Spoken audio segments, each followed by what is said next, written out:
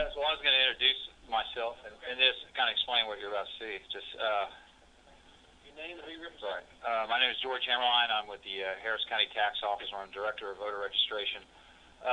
The committee asked us to come and see if, they asked us if there were any cases of what we thought perhaps was votes that were cast in a questionable manner, that a requirement for a photo ID may have prevented those questionable votes. And so we looked through some histories and some files and came up with a few cases. So the first case is a story from the local NBC affiliate in Houston, Texas. And with that, I'll just show it.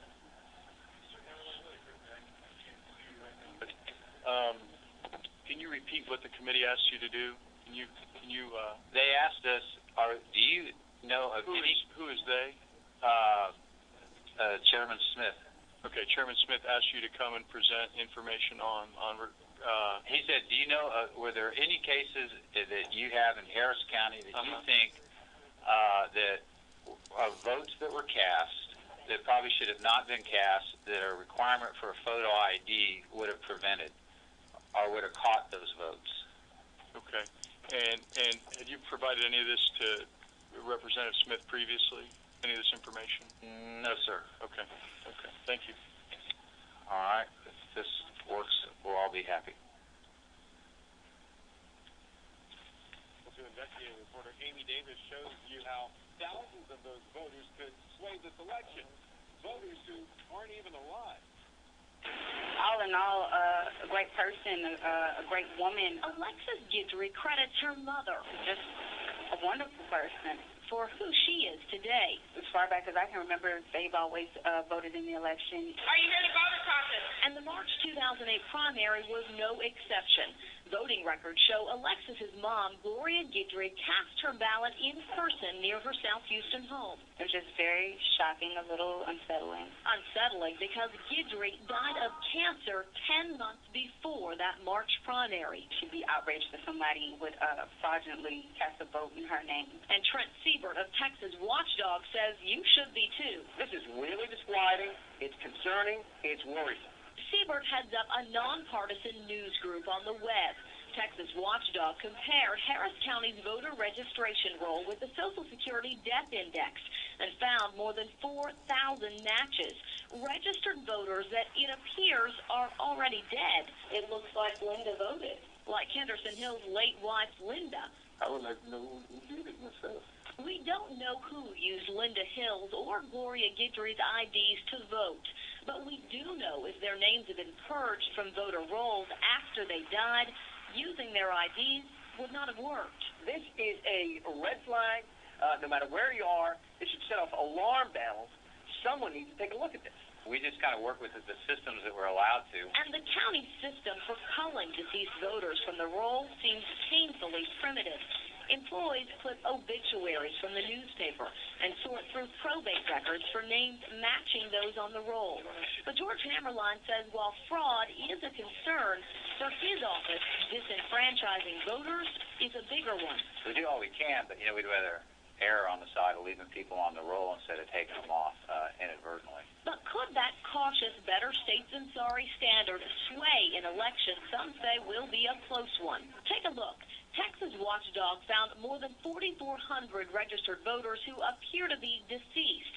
In 2000, George Bush won the presidential election by a mere 537 votes in Florida. We've never had any evidence it's a concerted attempt at fraud. But there is evidence the state agency in charge of ensuring only eligible voters can vote is not.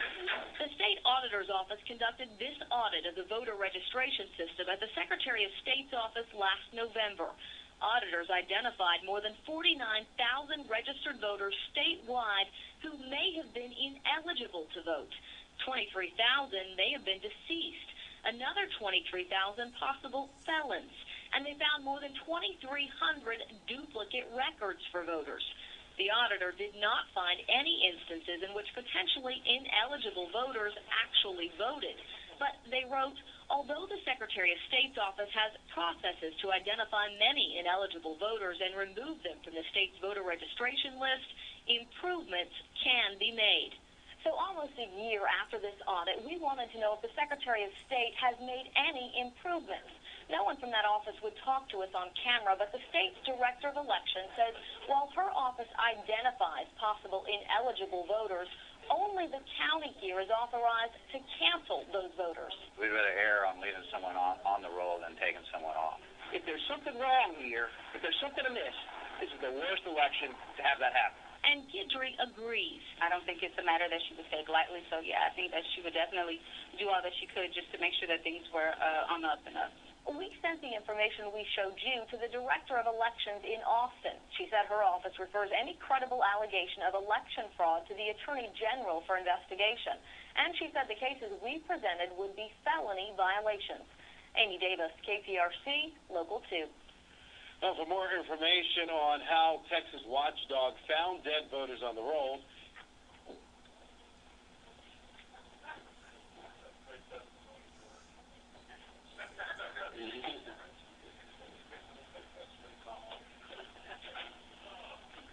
Well, we do think once again, those two cases, we can go into their particulars, but both of them, we do think if the individual, in both cases, someone did sign in the county clerk's poll book with those people's names. We do think if there would have been a photo ID requirement, that those two individuals probably would have not had the opportunity to sign in and cast those votes. So if you have any questions for that. The other thing that you have in your file folder are a list of 23 deceased voters, and as you read across the column, you'll see they have a recorded date of death, and then after that you can see where they did register votes after that recorded date of death, and a couple of them are pretty active and voted twice.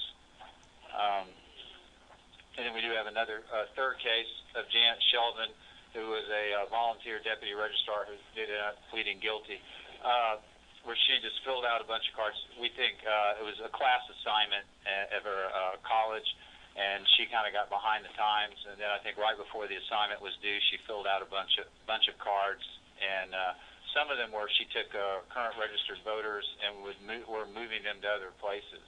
So in that case, if someone did, if she did redirect those voter registration cards to an address that accepted them, then those people could have gone and voted for those individuals. And she did plead guilty to 61 counts of fraudulent voter application fraud. And then with that, I'll be glad to take any questions.